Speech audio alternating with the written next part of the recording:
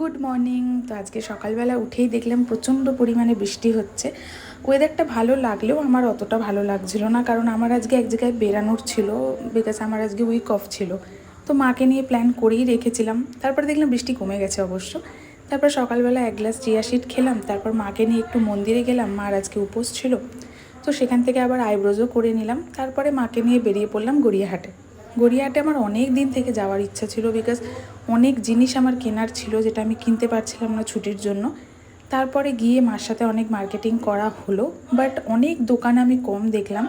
জানি না বৃষ্টির জন্য না হকার্সদের তুলে দেওয়া হয়েছে বলে কোনটা রিজন, অনেক কম দোকান ছিল। বাট আমি যেগুলো কেনার ছিল আমি তো সেগুলো দোকানগুলো পেয়েই গেছিলাম টুকটাক।